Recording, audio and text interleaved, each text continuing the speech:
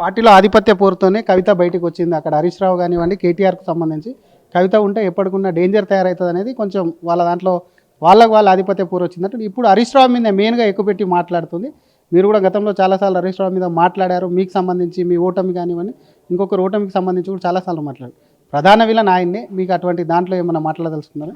ఇప్పుడు కవిత మాట్లాడిన తర్వాత నేను మాట్లాడలేదు. నేను అందరికంటే ముందు నుంచి మాట్లాడుతూ వచ్చిన నేను మాట్లాడినటువంటి అంశాలనే ఈరోజు కవిత నోటి నుంచి మనం వింటున్నాం. కాబట్టి ఇక నేను కొత్తగా దాని మీద కామెంట్ చేయాల్సింది ఏముంటుందన్న.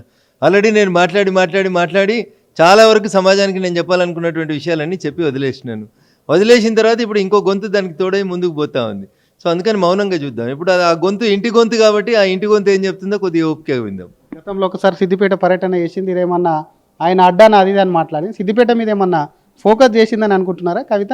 100% కవిత భవిష్యత్తులో పోటీ చేస్తే సిద్దిపేటకి వెళ్ళే పోటీ చేస్తుందని నేను అనుకుంటున్నా. రేపు పార్టీ పెట్టినా, రేపు ఆమె మళ్ళీ ఎలక్షన్లో అసెంబ్లీకి పోటీ చేయాలనుకున్నా ఆమె కవిత సిద్దిపేటకి వెళ్ళే పోటీ చేస్తుంది అనేది నాకున్నటువంటి అంచనా.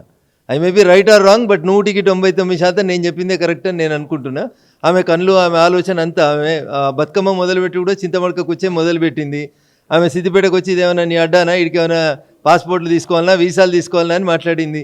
ఈ మాటలన్నింటి అర్థాలని మీరు జోడించి చూస్తే కింద పడ్డ పూలన్నింటిని ఏరి దారాన్ని గుచ్చితే దండ ఎటువైపు పోతుంది అంటే సిద్దిపేట వైపు పోతుంది అనేది నాకు అర్థమవుతుంది. మీకు అర్థమవుతుందా, మిగతా వాళ్ళకి అర్థమవుతుందా నాకు తెలియదు. కానీ ఆమె మాట్లాడిన ప్రతి ప్రెస్ మీట్ లోపల ఆమె ఎవరిని ఉద్దేశించి మాట్లాడుతుంది, ఎవరిని విమర్శిస్తుంది, ఎవరిని తిడుతుంది, ఆమె అల్టిమేట్ లక్ష్యం ఎవరు పార్టీలో. సో కాబట్టి ఏడికి పోతుంది?